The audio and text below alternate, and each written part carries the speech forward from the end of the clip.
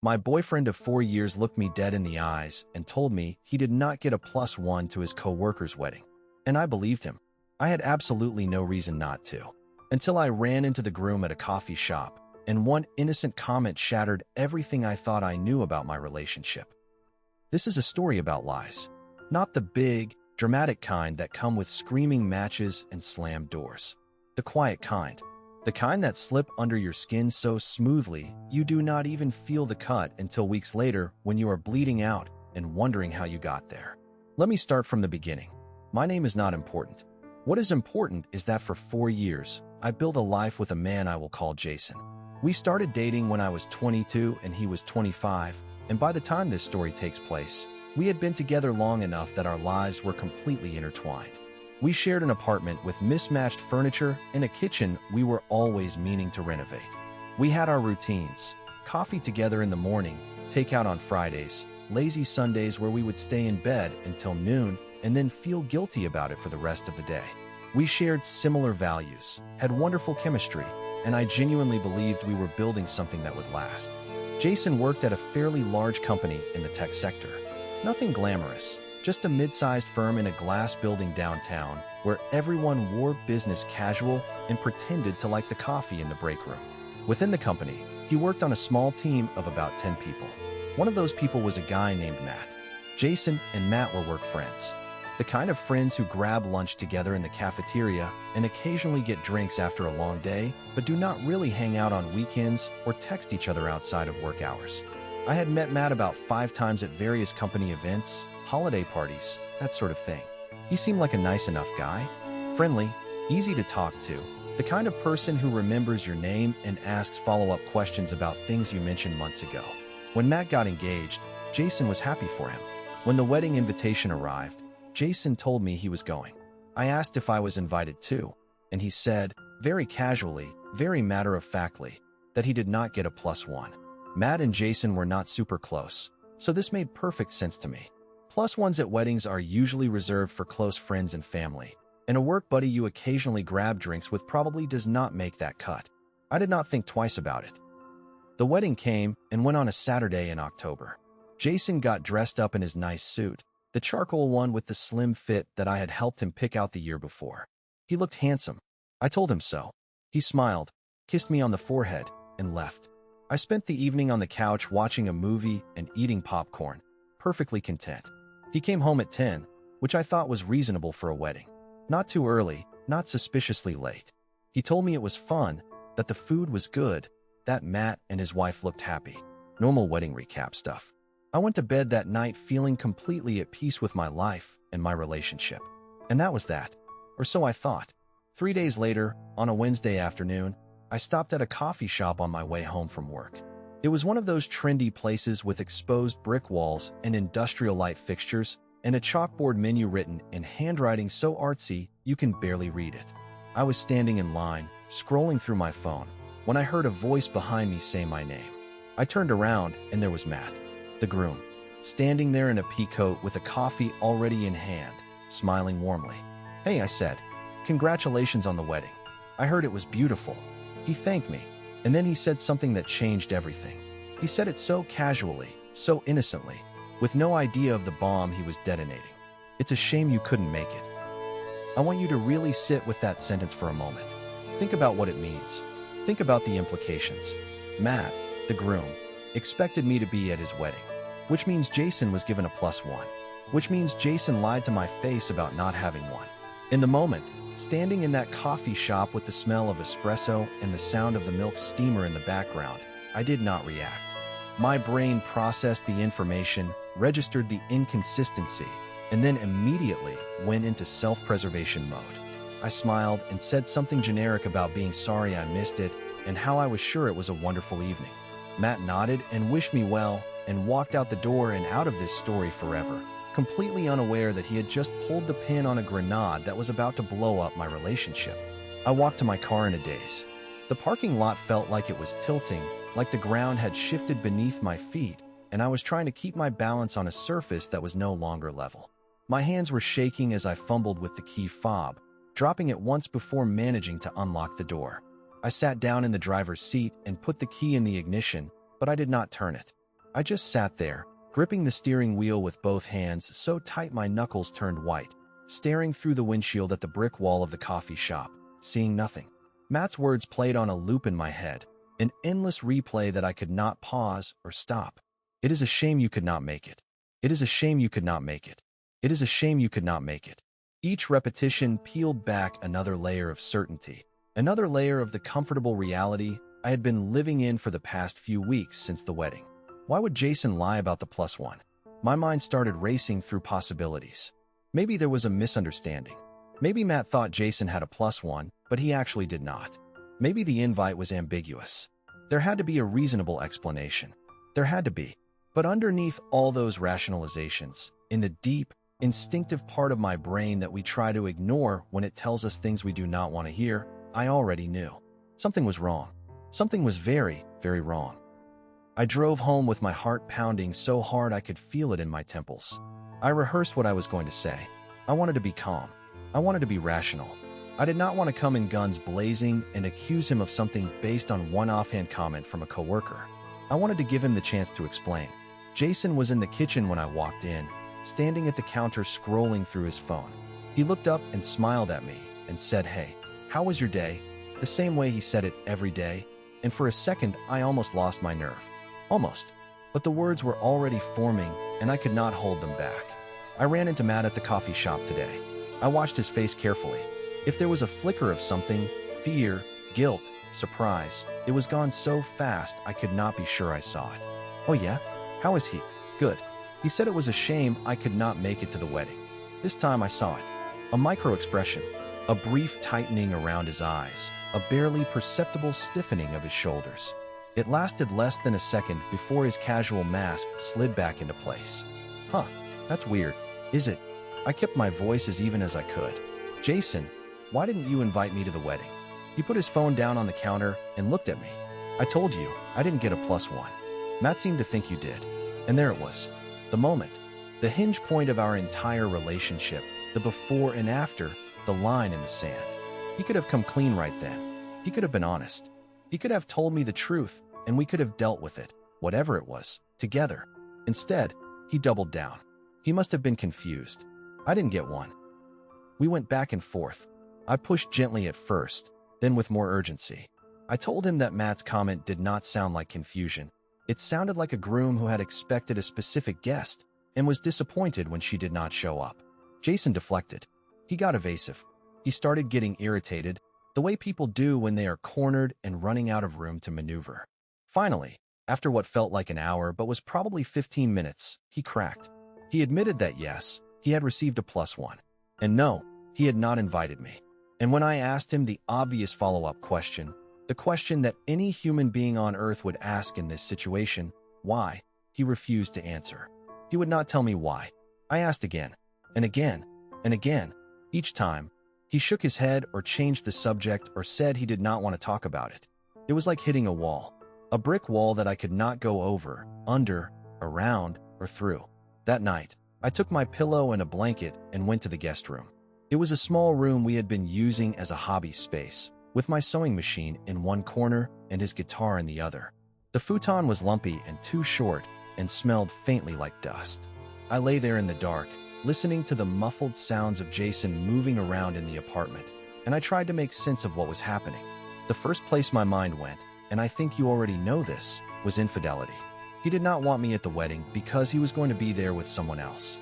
That was the obvious explanation, the explanation that fit the facts, the explanation that my gut was screaming at me. But my rational brain pushed back. This was a colleague's wedding. I had met all of his co-workers at various company events. Would he really bring another woman to a wedding where literally everyone knew he had a girlfriend? Where people could and would talk? Where the evidence would be inescapable? He came home at 10. He did not stay out late. He did not smell like perfume or act differently when he got home. The math did not add up. Except, of course, it did add up. I just did not want to see the answer. The next month was one of the worst of my life. Jason and I continued living together because neither of us made the first move to end things.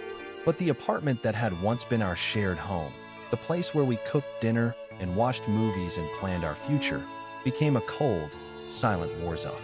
We moved around each other like ghosts. We stopped eating meals together.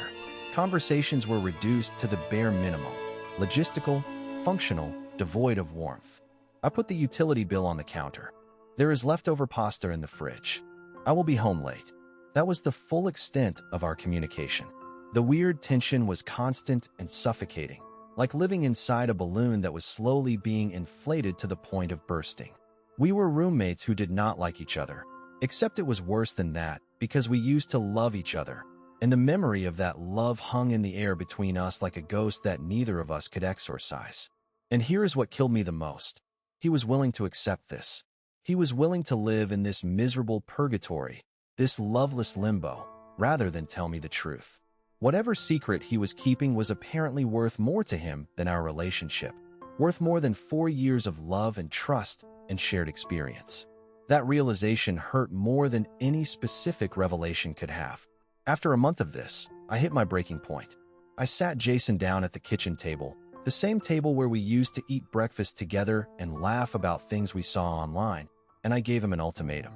Tell me why you lied about the +1, or I am leaving. He stared at me. His eyes were red and tired, the eyes of someone who had not been sleeping well either. He begged me not to end it. He said he loved me. He said he could not lose me. He said everything except the one thing I needed to hear.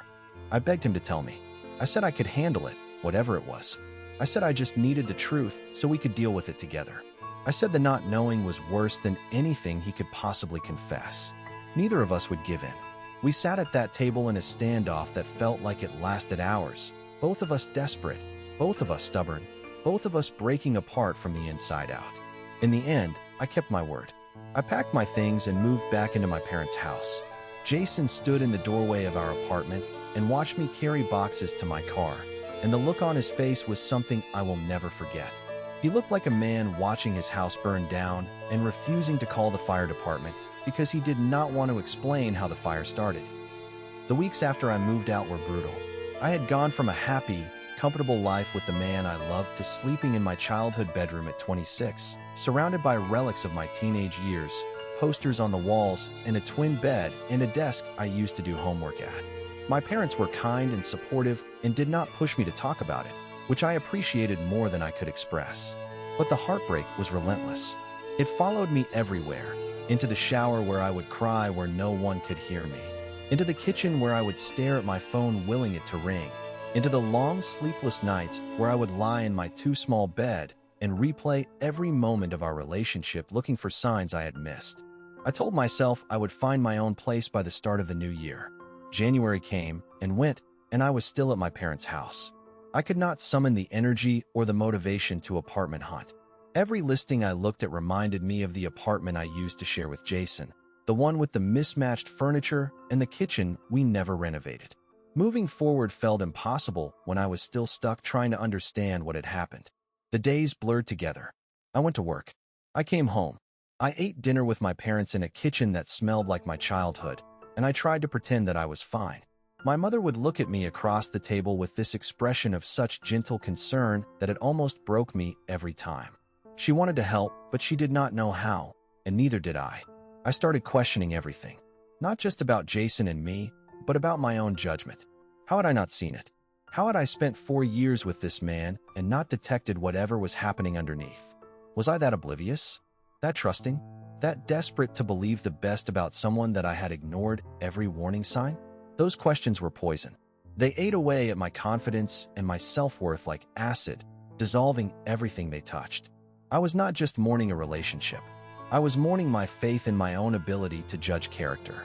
Then, about 3 months after the breakup, on an ordinary Tuesday night, my phone buzzed with a text from my friend Rachel. I think I know why Jason lied about the wedding. My heart stopped. I stared at the screen. Then another text came through, and this one included a screenshot. It was a photo from Jason's social media, a photo of him with his arm around a woman. They were posed together in a way that was unmistakably romantic, his body angled toward hers, his hand on her waist, their faces close. And the woman was someone I recognized immediately. Her name was Brooke. She worked on Jason's team. I had met her at company events, multiple times in fact. She was tall, with dark hair and a bright smile, and she had this way of commanding attention when she entered a room. She was the one who always laughed a little too loud at Jason's jokes, the one who always seemed to find a reason to stand near him at happy hours, the one who would touch his arm while making a point in conversation, the one who I had noticed, yes, I had noticed, and then immediately dismissed because I trusted my boyfriend and I was not going to be that kind of jealous, insecure partner. I was not going to be the girlfriend who sees a threat in every woman who talks to her man. I was going to be cool. I was going to be trusting. I was going to be mature. And look where that got me. I called Rachel and I cried. I cried harder than I have ever cried in my life. I cried until my throat was raw and my eyes were swollen shut and my pillow was soaked through. I cried for the 4 years I had given to this man. I cried for the future I thought we were building together. I cried for the version of myself who stood in that coffee shop and heard Matt say it is a shame you could not make it and still went home hoping for a reasonable explanation. Rachel stayed on the phone with me for over an hour. She did not try to fix it or offer solutions. She just listened. Sometimes that is the most valuable thing another person can do for you when you are drowning in pain. Just be there. Just listen. Just let them know they are not alone. The next day, I did something that I knew was probably unwise, but I could not stop myself. I texted Jason. Just a simple, direct message. Did you cheat on me? I expected him to deny it. I expected another wall, another refusal, another round of stonewalling. Instead, for the first time in our entire ordeal, he chose honesty. He told me that he had not physically cheated, but he and Brooke had been having an emotional affair for months before the wedding. They had been texting constantly, sharing intimate details about their lives, developing a connection that went far beyond professional friendship. He did not invite me to the wedding because he did not want his real girlfriend and his work girlfriend to be in the same room. There it was. The answer I had spent months agonizing over. The explanation for the lie that destroyed us. It was so painfully simple, so predictably disappointing, that I almost laughed. He did not want his two lives to collide. He had been living a double existence, the devoted boyfriend at home and the available, attentive colleague at work, and the wedding was the one event where those two worlds would overlap. So he chose to keep me home and take his other life to the party. And the kicker? He was willing to let our entire relationship die rather than admit it. He watched me suffer for a month. He watched me pack my bags. He watched me leave. And he still chose silence over truth, because telling the truth would mean admitting to himself what he already knew deep down, that he had become someone he was not proud of. I sat with this information for a long time. Days. I turned it over and over in my mind, examining it from every angle, looking for some interpretation that did not make me feel like a complete fool. But there was none. The facts were clear. He had been emotionally unfaithful for months. He had lied to my face about a +1. When caught in the lie, he chose to destroy our relationship rather than come clean. He watched me suffer through a month of Cold War, watched me pack my things and move out, watched me walk away from 4 years together, and he still did not tell me the truth. Not because telling me would make things worse, but because keeping the secret protected him and his new relationship. Here is the part that really twists the knife. While I was sleeping in my childhood bedroom, drowning in heartbreak, unable to find the energy to even look for a new apartment, Jason was moving on. He had a backup. He had been cultivating this relationship with Brooke for months, and the moment I was out of the picture, he simply transitioned from one relationship to the next without missing a beat. He probably did not even have time to feel the loss because there was someone already there to fill the space. And honestly, despite what he said about it being just an emotional affair, I do not believe that either. If he was willing to lie about a +1, if he was willing to watch our relationship crumble rather than admit the truth, if he was willing to let me move out rather than come clean, then why would I trust his claim that it never got physical? He had shown me exactly how much his word was worth, and it was worth nothing. But here is the thing I want to share with you, and this is the part of the story that actually matters. For a long time after finding out the truth, I felt like I had wasted 4 years of my life. 4 years of love and loyalty and trust, poured into a man who was having an emotional affair with his coworker. I felt stupid. I felt naive. I felt like there must have been signs that I missed, red flags that I was too blind or too trusting to see. But a friend said something to me that shifted my perspective, and I hold on to those words to this day. She said this: "You did not waste your time. You had a relationship that was good, and when it stopped being good, you left. You did not overreact. You were not wrong. You gave him every chance to make it right, and he chose not to. That is not a failure on your part. That is a failure on his. And she was right. I did not cause this. I did not miss obvious signs. I trusted my partner, which is what you were supposed to do in a relationship, and he violated that trust. When something felt wrong, I asked questions. When I did not get answers, I set boundaries. When those boundaries were ignored, I left. At every stage of this nightmare, I made the right call. It did not feel like it at the time. It felt like my world was ending. But looking back now, with the clarity that distance provides, I can see that I handled this with more strength and dignity than I gave myself credit for. And leaving when I did, even though it was agonizing, even though it meant moving back in with my parents and crying myself to sleep in a twin bed, that was the strongest thing I have ever done. Because so many people stay. So many people accept the lies and the evasions and the cold silence because the alternative feels worse. They stay in relationships that are slowly poisoning them because the known misery feels safer than the unknown. I chose to rip off the bandage. I chose the sharp, immediate pain of ending it over the slow, corrosive pain of staying. And even though the months that followed were some of the hardest of my life, I would make the same choice again in a heartbeat. One more thing, and then I will let you go. Finding out the truth, seeing that photo of Jason and Brooke, getting his confession about the emotional affair, as devastating as all of that was, it gave me something invaluable. It gave me closure. It gave me certainty. Because without that proof, I would have spent years wondering, did I overreact? Did I throw away a good relationship over a misunderstanding? Was I too stubborn, too demanding, too quick to walk away? Those questions would have haunted me forever. But now I know. I was not wrong. I was not overreacting. My instincts were correct from the very first moment in that coffee shop. Something was off, and I knew it.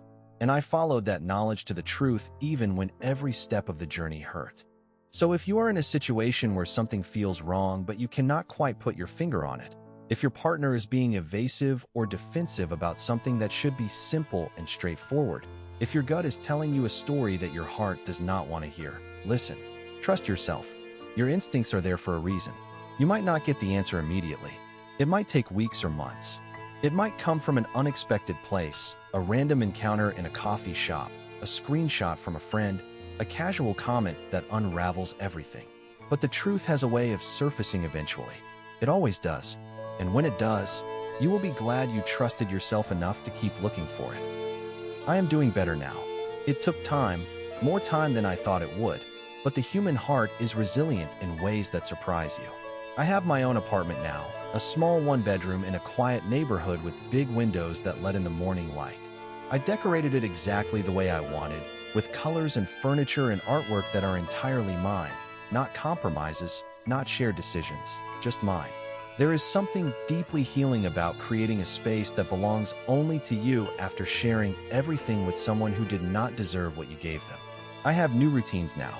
I go to a yoga class on Tuesday evenings. I joined a book club that meets at a wine bar once a month. I have reconnected with friends I had neglected during my relationship with Jason, friends who welcomed me back without judgment or I told you so's. I am learning who I am outside of a relationship, and it turns out I am someone I actually like quite a bit. I am not angry anymore, not really. The anger burned hot for a while, a white-hot fury that kept me up at night and made me compose text messages I never sent. But anger is exhausting, and eventually the fire burned itself out. What replaced it was something quieter, something that looks a lot like pity. I feel sorry for Jason, in a way. He had something real, something built on years of trust and intimacy and shared experience. And he threw it away for someone he probably only wanted because she was new and exciting and forbidden. The thrill of the secret, the rush of the forbidden, that fades fast. And when it does, when the novelty wears off and Brooke becomes just another girlfriend with morning breath and opinions about the dishes, he will be left with the consequences of his choices. He will remember what he had and what he destroyed. And I will be long gone, building a life that has no room for liars. The biggest lesson I took from this experience is deceptively simple. Never ignore a lie. It does not matter how small it seems. A lie about a +1 at a wedding might sound trivial, might sound like something you could brush off and move on from. But lies are like cracks in a foundation. One crack might not bring the house down, but if you ignore it, more cracks form. And eventually the whole structure collapses.